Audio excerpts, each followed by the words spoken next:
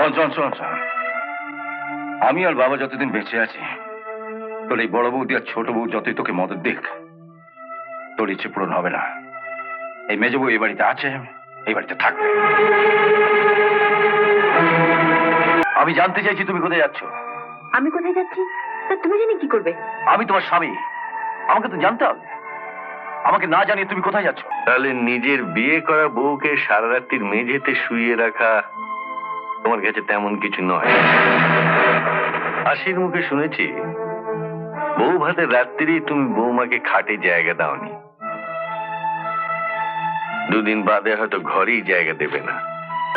তুমি কিচ্ছু ভেবো না, আজ হাসিকে আমি কাঁদিয়ে ছাড়।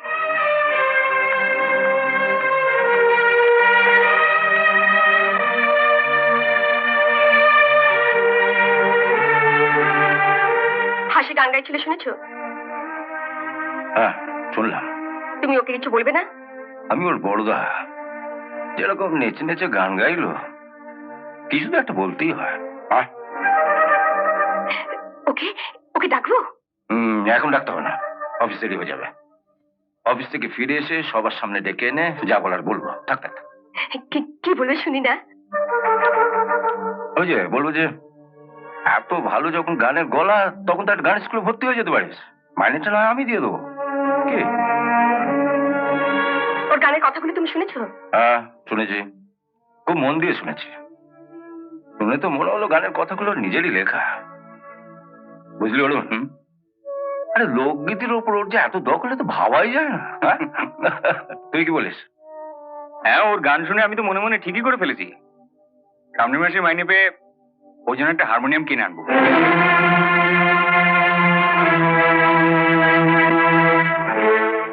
দেখিস হারমোনিয়ামের জন্য স্কেল চেঞ্জিং হয়, মানে মুড চেঞ্জ করার সঙ্গে সঙ্গে যেন স্কেলটা চেঞ্জ করা যায়, বুঝেছিস? আর দরকার পড়লে আমিও কিছু টাকা দেবো। দাদা তোমরা কিন্তু মেজবুকে একটু বেশি লাই দিয়ে ফেলছো। আশ্চর্য, আরে কথা তো হচ্ছে হাসিকে নিয়ে, এর মধ্যে মেজবু করতে গেল। আমাকে তোমরা তো বোকা ভেবো না, খুব চালাকও ভাবতে পারছি না। মেজবুকে ল্যাং মারতে এসে তো নিজেই পা পিছলে ডিগবাজি খেলে।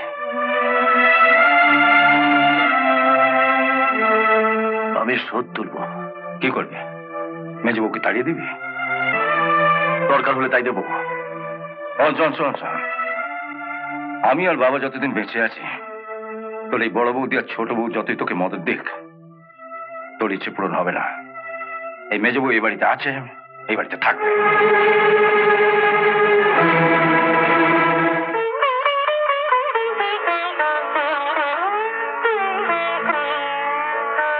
বাবা, আপনাকে একটা কথা বলবো? কি কথা বলো? আমি যে চাকরিটা করছিলাম সেটা আবার করবো। চাকরি করবে? কেন? তোমার আবার চাকরি করার কি দরকার?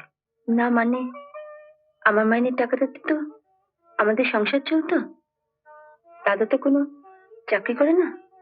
তুমি ভেবে দেখো বৌমা, আমার পুত্রবধূ হয়ে তুমি চাকরি করবে, এতে কি আমার সম্মান থাকবে? তুমি কত টাকা মাইনে পেতে? সব মিলিয়ে ৩,০০০ টাকার মতো। থাক বাবা, এ নিয়ে আর আপনাকে চিন্তা করতে হবে না। তুমি একটা কাজ করো বৌমা, প্রত্যেক মাসের 1 তারিখে আমি তোমাকে ৩,০০০ টাকা দেব। তুমি সে টাকাটা তোমার বাবাকে দিয়ে আসবে। টাকার কথা তুমি আর আমি ছাড়া আর কেউ জানবে না। কি খুশি তো? কি হলো? আমাকে ক্ষমা করবেন বাবা, ও টাকা আমি নিতে পারবো না। কেন? আমি চাকরি করলে যেমন আপনার সম্মান নষ্ট হবে, তেমনি চাকরি না করে আপনার দেওয়া টাকা যদি বাবাকে দিই, বাবার সম্মান নষ্ট হবে। আপনার পুত্রবধূ হয়ে আমি যেমনি আপনাকে অসম্মান করতে পারি না, তেমনি মেয়ে হয়ে বাবাকেও বা কি করে অসম্মান করি বলুন?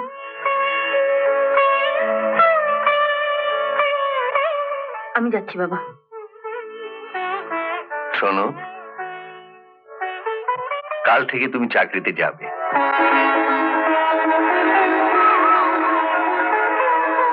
আমার আশীর্বাদ ফলবে কিনা জানি না, তবু আশীর্বাদ করছি তুমি সুখী হও মা। কোথায় যাচ্ছ?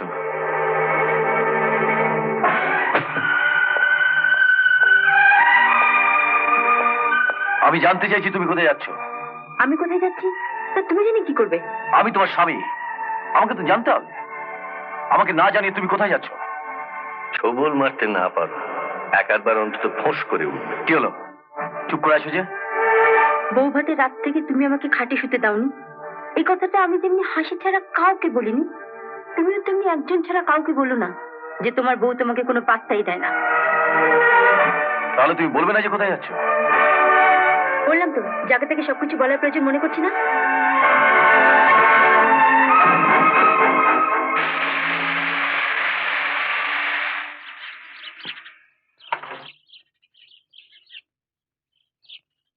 বৌদি, বৌদি গাড়িতে উঠুন। আমি গাড়ি করে কোথায় যাব? সাহেব বলেছে অফিসে ছেড়ে দিয়ে আসতে আপনাকে। ওই উঠুন। বাবাকে বলে দিও আগে যেমনি আমি বাসে করে অফিস যেতাম তেমনি বাসে করেই যাব, গাড়ি আমার লাগা।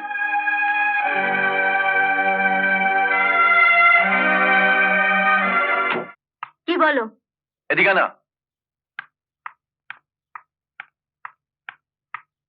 কি বলবে বলো? তোর মেজবতী কোথায় গেল জানিস?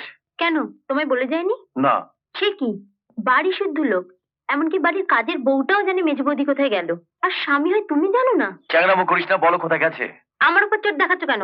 আমি কিছু বলতে পারবো না, বাবাকে গিয়ে জিজ্ঞাসা করো। তোমায় না বলে কোথাও যাওয়ার মেয়ে তো মেজ বৌমা নন। ওকে তুমি চিনতে ভুল করেছো বাবা।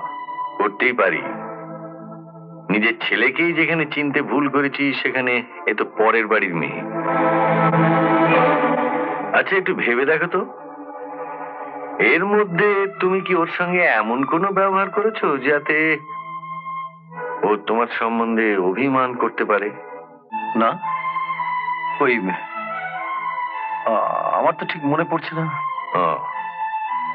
তাহলে নিজের বিয়ে করা বউকে সারা রাত্রির মেঝেতে শুইয়ে রাখা তোমার কাছে তেমন কিছু নয়।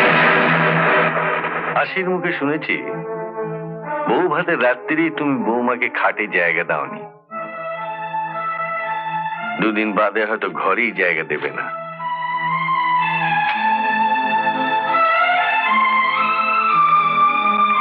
ভবিষ্যতের কথা ভেবেই হয়তো বৌমা তার পুরনো চাকরিতে জয়েন করেছেন। তোমার বৌমা ওখানে চাকরি করবে এটা তুমি মেনে নিচ্ছ? আমার বৌমা হয়ে ওকে রাতের পর রাত মেঝেতে শুয়ে থাকতে হয়েছে, এটা যখন মেনে নিতে পেরেছি তখন আমরা একই অফিসে একই ডিপার্টমেন্টে কাজ করি, অফিসের লোকের কাছে আমার সম্মানটা থাকবে। যখন এক ডিপার্টমেন্টে কাজ করে ওর সঙ্গে প্রেম করেছিলে তখন যদি সম্মান না গিয়ে থাকে, আশা করি এখনো যাবে না। আগে যা হয়েছে হয়েছে, এখন তো সবাই বলবে যে আমি টাকার জন্য বউকে খাটাচ্ছি। তোমার দুশ্চিন্তার কোনো কারণ নেই। সবাইকে বলে দিও বৌমার মাইনের টাকাটা আমরা নিচ্ছি না, ওর মাইনের সমস্ত টাকাটা ওর বাবার হাতে তুলে দেবে।